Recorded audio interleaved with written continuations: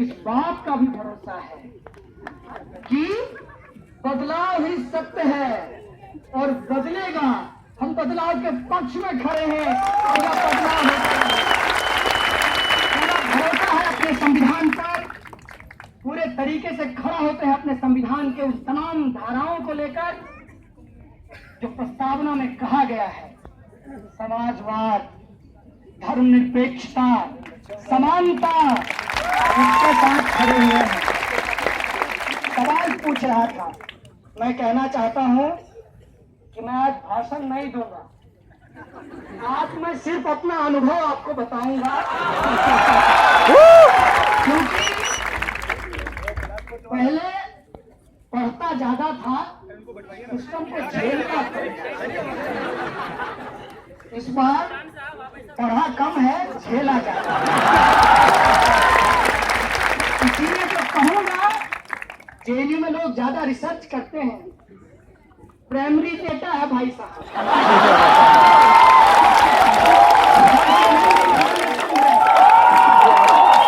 तो पहली बात यह है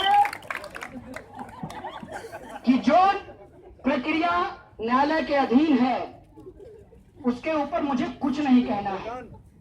सिर्फ एक बात कहा है, और इस देश की तमाम वो जनता जो सच में संविधान से प्रेम करती है, जो बाबा साहब के सपनों को सच करना चाहती है, वो इशारों ही इशारों में समझ गया होगा कि हम क्या कह रहे हैं। जो मामला सब जुडिस है उस पर मुझे कुछ नहीं कहना है। प्रधानमंत्री जी ने ट्वीट किया है, कहा है सत्यमेव जयते।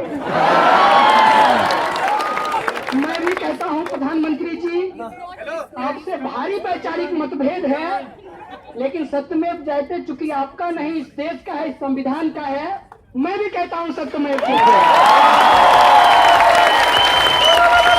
और सत्य की जय होगी।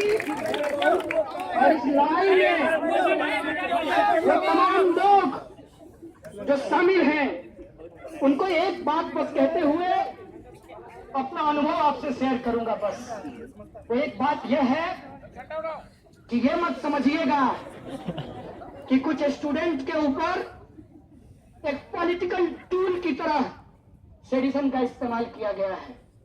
इसको ऐसे समझिएगा कि मैं ये बात अक्सर बोला हूं अपने भाषणों में। हम लोग गांव से आते हैं, मेरे परिवार से भी शायद आप लोग मुखातिब हो चुके हैं। तो हमारे यहाँ रेलवे स्टेशन पे जिसको स्टेशन कहा जाता है, वहां पर जादू का खेल होता है। जादूगर दिखाएगा जादू, बेचेगा अंगूठी, मनपसंद अंगूठी, और जिसकी जो इच्छा है वो अंगूठी पूर्ण कर देगी, ऐसा जादूगर कहता है। इस देश का भी कुछ नीति निर्माता है, वो कहते हैं काला धन आएगा, हर हर मोदी, महंगाई कम होगी, बहुत हो गई, सही मत सही है, अब की बार ले आइए, सबका साथ सबका विकास। वो सारे जुमले आज लोगों के जहन में हैं। हालांकि हम भारतीय लोग भूलते जल्दी हैं, लेकिन इस बार का तमाशा इतना बड़ा है कि भूल नहीं पा रहे। तो कोशिश ये है कि उन जुमलों को भुला दिया जाए, और ये जुमलेबाज कर रहे हैं। और उसको कैसे भुलाया जाए? तो ऐसा करो, इस देश के तमाम जो रिसर्च फेलो हैं उनका फेलोशिप बंद कर दो। लोग क्या करने लगेंगे? कहेंगे फेलोशिप दे दीजिए, फेलोशिप दे दीजिए। फिर कहेंगे कि अच्छा ठीक है, जो 5,000 और 8,000 देता था वही कंटिन्यू रहेगा। मतलब बढ़ाने का मामला गया। बोलेगा कौन? जेएनयू। तो जब आपको गालियां पड़ रही है, चिंता मत कीजिए, जो कमाए हैं वही खा रहे हैं आप।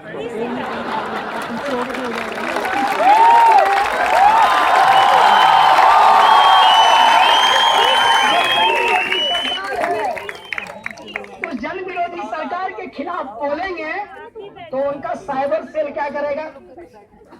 वो डॉक्टर वीडियो भेजेगा, वो आपको गालियां भेजेगा और वो गिनेगा कि आपके डस्टबिन में कितना खून है। लेकिन ये बहुत गंभीर समय है, इसीलिए इस गंभीर समय में हम लोगों को गंभीरता से कुछ सोचने की जरूरत है कि जेएनयू में हमला एक नियोजित हमला है। इस बात को आप समझिए। और ये नियोजित हमला इसलिए है कि आप ऑक्यूपाई यूजीसी मूवमेंट को डिलेजिटिमेट करना चाहते हैं। ये नियोजित हमला इसलिए है कि आप रोहित वेमुला के जस्टिस के लिए जो लड़ाई लड़ी जा रही है, उस लड़ाई को आप खत्म करना चाहते हैं। आप जेएनयू का मुद्दा इसलिए प्राइम टाइम पे चला रहे हैं माननीय XRSS, क्योंकि आप इस देश के लोगों को भुला देना चाहते हैं कि मौजूदा प्रधानमंत्री ने 15 लाख रुपया उनके अकाउंट में आने की बात कही थी। लेकिन एक बात मैं आपको कह देना चाहता हूं, जेएनयू में एडमिशन पाना आसान नहीं है, तो जेएनयू के लोगों को भुला देना भी आसान नहीं है। आप अगर चाहते हैं कि हम भुला देंगे, तो हम आपको बार बार याद करा देना चाहते हैं कि इस देश की सत्ता ने जब जब अत्याचार किया है, जेएनयू से बुलंद आवाज आई है और हम उसी को दोहरा रहे हैं कि तुम हमारी लड़ाई को डाइल्यूट नहीं कर सकते। क्या कह रहे हैं? एक तरफ देश के सीमाओं पे नौजवान मर रहे हैं, मैं सैल्यूट करना चाहता हूं उनको जो लोग सीमा पे मर रहे हैं। मेरा एक सवाल है, जेल में मैंने एक बात सीखी है कि जब लड़ाई विचारधारा की हो तो व्यक्ति को बिना मतलब का पब्लिसिटी नहीं देना चाहिए। इसीलिए मैं उस लीडर का नाम नहीं लूंगा। बीजेपी के एक नेता ने लोकसभा में कहा कि नौजवान सीमा पे मर रहे हैं। मैं पूछना चाहता हूं कि वो आपका भाई है या फिर इस देश के अंदर जो करोड़ों किसान आत्महत्या कर रहे हैं, जो रोटी उगाते हैं हमारे लिए और उन नौजवानों के लिए जो उस नौजवान के पिता भी हैं, उसके बारे में तुम क्या कहना चाहते हो?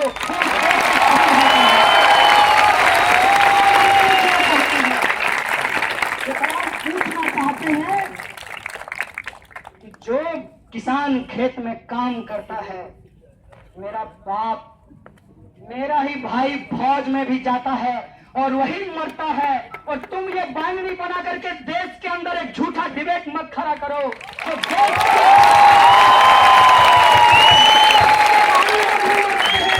देश की सीमा पर भी मरते हैं। हमारा सवाल है कि तुम पार्लियामेंट में खड़ा होकर किसके खिलाफ राजनीति कर रहे हो? वो जो मर रहे हैं उनकी जिम्मेवारी कौन लेगा? लड़ने वाले लोग जिम्मेवार नहीं हैं, लड़ाने वाले लोग जिम्मेवार हैं। शांति मुझे याद आ रही है, शांति नहीं तब तक जब तक सुखभाग न सबका सम होगा। नर का सम है, इसलिए मैंने जेएनयू में जेंडर सेंसिटिव होते हुए सबका कर दिया। शांति नहीं तब तक जब तक सुखभाग न सबका सम होगा, नहीं किसी को बहुत अधिक और नहीं किसी को कम होगा। युद्ध के लिए जिम्मेवार कौन है? कौन लड़ाता है लोगों को? कैसे मर रहे हैं मेरे पिताजी और कैसे मर रहा है मेरा भाई? हम पूछना चाहते हैं ये बाइनरी बनाने वाले प्राइम टाइम के 2 टकिए स्पीकरों से।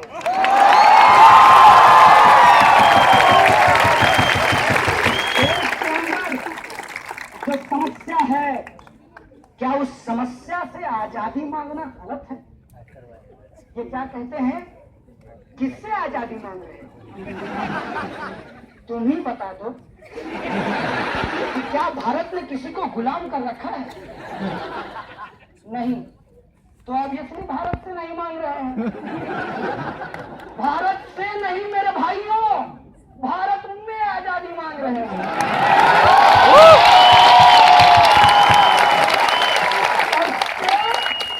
और में फर्क होता है। अंग्रेजों से आजादी नहीं मांग रहे हैं, वो आजादी इस देश के लोगों ने लड़ करके लिया है। अब मैं अपने अनुभव पे आता हूँ। पुलिस ने हमसे पूछा कि आप लोग लाल सलाम क्या मैं आपको कह दूं कि ये इन्वेस्टिगेशन का पार्ट नहीं था। पुलिस हमको कभी खाना खिलाने के लिए, कभी मेडिकल कराने के लिए ले जाती थी, और हम जेएनयू के लोग, उसमें से भी मैं ब्रह्मपुत्रा का, तो मैं बिना बात किए रहता कैसे? तो मैं उनसे बात करने लगा और बात किया तो वो आदमी भी वैसा निकला जैसा मैं। देश के अंदर पुलिस में कौन नौकरी करता है? जिसके पिताजी किसान हो, जिसके पिताजी मजदूर हो, जिसके पिताजी कमजोर वर्ग के हो, वही पुलिस की नौकरी करता है। मैं भी इस देश का one of the backward state Bihar से आता हूं। मैं भी एक गरीब परिवार से आता हूं, मैं भी एक किसान परिवार से आता हूं, और पुलिस में भी गरीब परिवार के लोग ही नौकरी करते हैं। मैं कांस्टेबल, हेड कांस्टेबल और इंस्पेक्टर तक की बात कर रहा हूं। आईपीएस साहब से मेरा ज्यादा इंटरेक्शन नहीं है। तो वो जो सिपाही था उससे बातचीत हुई, और जो भी मैं अनुभव कहूंगा वो बस बातचीत का हिस्सा है। उसने पूछा कि लाल सलाम क्या है? हमने कहा लाल मतलब क्रांति, सलाम मतलब क्रांति को सलाम। तो कहा मतलब समझ में नहीं आया। बोले इनकलाब जिंदाबाद। बोला जानते हैं। तो बोले क्रांति को ही उर्दू में इनकलाब कहते हैं। कहा ये स्लोगन तो एबीवीपी भी लगाती है। हम बोले अब समझ में आया कि वो नकली इनकलाबी है, हम असली इनकलाबी। कहा ये बताइए कि आप लोगों को बहुत सस्ता सब कुछ जेएनयू में मिला है। हम बोले एक बात बताएं। बोला बताइए। बोले आपके साथ ऐसा क्यों नहीं हुआ कि आपका अभी जो हालत है, क्योंकि वो 18 घंटे ड्यूटी करता था, मैंने देखा उसको, और आपको ओवर टाइम मिलता है? बोला नहीं। बोले कहाँ से लेते हैं? बोला यही होता है ना जिसको आप करप्शन कहते हैं। तो जितना भत्ता मिलता है, अब वर्दी के लिए उनको 110 रुपया मिलता है। इतने में तो आप बताइए अंडर गारमेंट्स में आए वर्दी। ये बात वो खुद सिपाही बोल रहा है। हमने कहा इसी से तो आजादी चाहते हैं, भूखमरी से, भ्रष्टाचार से।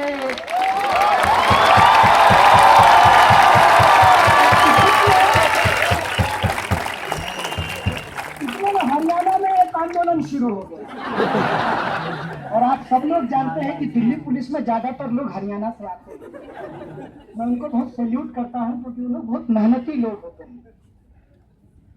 तो हमने कहा ये आरक्षण, बोला जातिवाद बहुत खराब है। हम बोले इसी जातिवाद से तो आजादी चाहते हैं।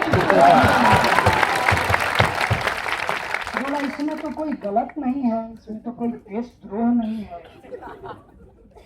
हम बोले आप ये बताइए कि सिस्टम में सबसे ज्यादा पावर किसको है? बोला हमारे डंडे को। बिल्कुल सही बात। क्या आप ये डंडा अपनी इच्छा से चला सकते हैं? बोला नहीं।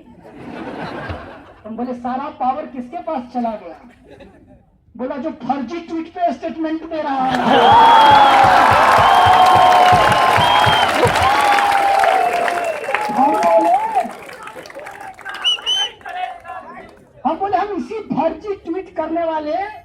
जो संघी लोग हैं उनसे आजादी चाहते हैं। बोला सच कहे तो अब ऐसा लगता है कि हम और तुम एक साथ खड़े हैं। हम बोले यार इसमें एक दिक्कत है कि अब सारे मीडिया के लोगों को नहीं कह रहा हूं, हम बली बोल रहा हूं, क्योंकि सारे मीडिया के लोग वेतन वहां से नहीं पाते हैं, कुछ लोग वहीं से वेतन पाते हैं और मीडिया में काम करते करते उधर पार्लियामेंट में रिपोर्टिंग करते करते अंदर जाने के प्रयास में है। तो उन लोगों ने ही ना ऐसा माहौल बना दिया है कि हम आपसे 1-to-1 बात करते हैं और वो देखिए सनसनीखेज। अब ऐसा कर दिए हैं बोला सब कहो तो मेरी तो ये इच्छा हुई थी कि जब तुम आओगे, क्योंकि तुम्हारा नाम FIR में आ गया था, हम बोले FIR से पहले ABVP के पर्चे में आ गया। ABVP का पर्चा में पहले नाम लिख दिया था हम तमाम एक्यूज का, FIR में बाद में नोट हुआ है। बोला हम सोचे थे कि तुम आओगे तो बहुत पीटेंगे, लेकिन तुमसे बात करके मेरी इच्छा हो रही है कि मैं उनको जाकर के पीट दूं।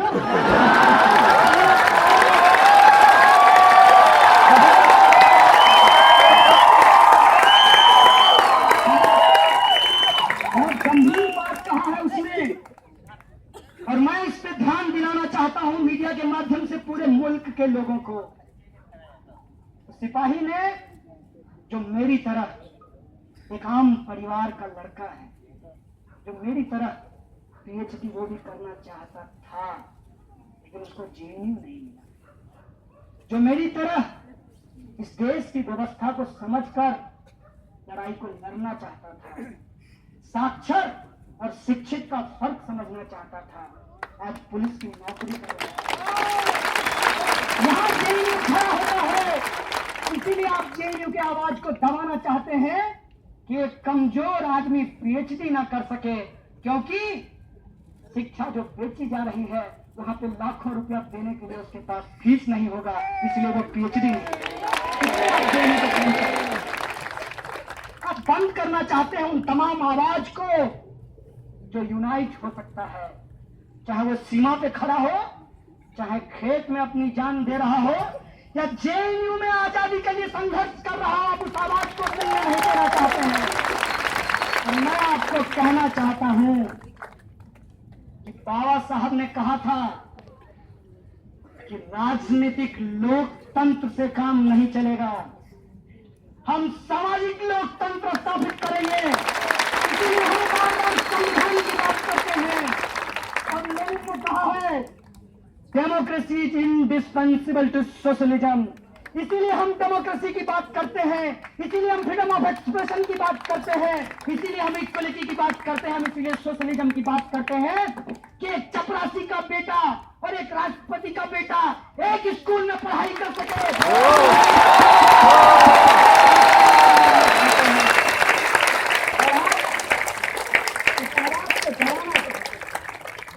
लेकिन क्या इत्तेफाक है, विज्ञान में कहा गया है कि आप जितना दबाओगे उतना ज्यादा प्रेशर होगा, लेकिन इनको विज्ञान से कोई लेना देना नहीं, क्योंकि विज्ञान पढ़ना एक बात है, वैज्ञानिक होना बहुत दूसरी बात है। तो वो लोग जो वैज्ञानिक सोच इस देश में रखते हैं, अगर उनके साथ संवाद स्थापित किया जाए तो इस मुल्क के अंदर जो आजादी हम मांग रहे हैं, भूखमरी और गरीबी से, शोषण और अत्याचार से, दलितों, आदिवासियों, महिलाओं और अल्पसंख्यकों के अधिकार के लिए वो आजादी हम लेकर रहेंगे। और वो आजादी इसी संविधान के द्वारा, इसी संसद के द्वारा और इसी न्यायिक प्रक्रिया के द्वारा हम सुनिश्चित करेंगे इस मुल्क में। ये हमारा सपना है, यही बाबा साहब का सपना था, यही साथी रोहित का सपना है। देखो, एक रोहित को मारे हो, उस कंटिन्यूएशन में जिस आंदोलन को तुम दबाना चाहे थे, वो आंदोलन कितना बड़ा बनकर के उभरा है, कितना बड़ा इस बात को देख लो। एक बात और है, अपने जेल के अनुभव से कहना चाहता हूँ कि हम जेएनयू के लोग, और ये मेरा सेल्फ क्रिटिसिज्म है, अगर आप लोगों को भी अपना सेल्फ क्रिटिसिज्म लगे, इसको मानिएगा जरूर। हम जेएनयू के लोग सभ्य शालीन तरीके से बात तो करते हैं, लेकिन बहुत ही भारी टर्मिनोलॉजी में, और ये बात इस देश के आम लोगों को समझ में नहीं आती। उनका दोष नहीं है, वो ईमानदार, नेक, समझदार लोग हैं। आप ही उनके लेवल पे लाकर के चीजों को नहीं रखते हैं, और उनके पास पहुंचता क्या है? उनके पास पहुंचता है, जल्दी फॉरवर्ड करो, मनोकामना पूरा होगा। जल्दी फॉरवर्ड करो, मनोकामना पूरा होगा। ज्यादा से ज्यादा ग्रुप में भेज दो। अब मोमो देखते हैं, एक्सप्रेस देखते हैं। ये तो बेचने की मानसिकता बनाई गई है इस देश के अंदर, उसके साथ हमको संवाद स्थापित करना है। और मैं जेल के अनुभव से कहना चाहता हूं कि मुझे जेल में 2 बाउल मिला, एक का कलर कटोरी, एक का कलर ब्लू था और दूसरे का कलर लाल।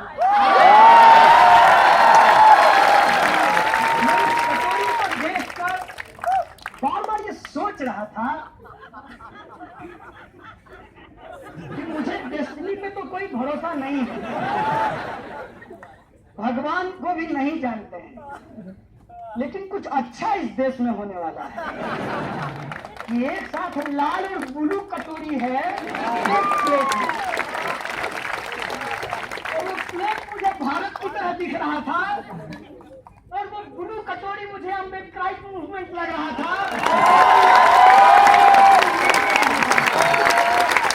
और मुझे लगा कि अगर इसकी यूनिटी इस देश के अंदर बना दी गई, सच कहते हैं, अब नो मोर देखते हैं, बेचने वाले को भेजते हैं, बेचने वाला नहीं चाहिए, सबके लिए जो न्याय सुनिश्चित कर सके, हम उसकी सरकार बनाएंगे, सबका साथ सबका विकास, हम सटीकता स्थापित करेंगे।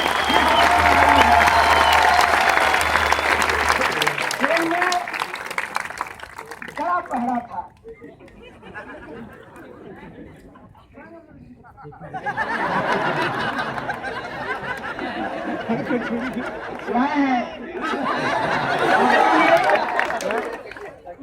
चना लेकर आए। अरे कहावत है, जब तक जेल में चना रहेगा आना जाना लगा रहेगा। हालांकि बहुत देर हो गया है जेएनयू के लिए, बहुत दिनों के बाद जेएनयू के स्टूडेंट को जेल भेजा गया है, काफी लंबे समय के बाद। क्योंकि काफी लंबे समय के बाद एक मजेदार बात बता देता हूँ, ये उससे जुड़ा हुआ है। आज माननीय प्रधानमंत्री जी का आदरणीय, बोलना पड़ेगा ना,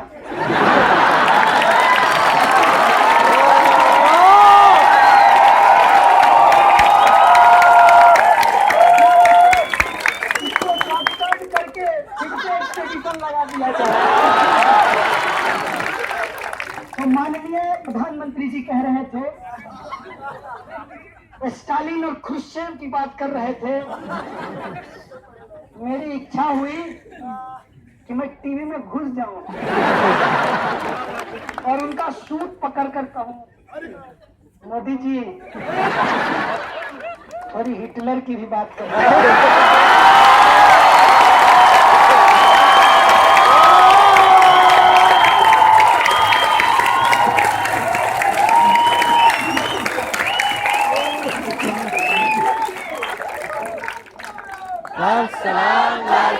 छोड़ दीजिए हिटलर की, मुसोलिनी की बात कर दीजिए, जिसकी काली टोपी लगाते हैं, जिससे आपके गुरुजी गोलवलकर साहब मिलने गए थे और भारतीयता की परिभाषा जर्मन से सीखने का उपदेश दिया था।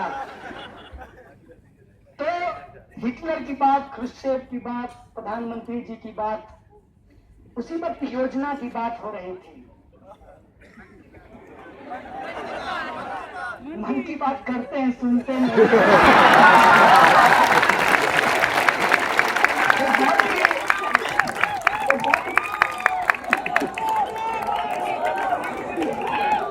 बहुत ही पर्सनल चीज है।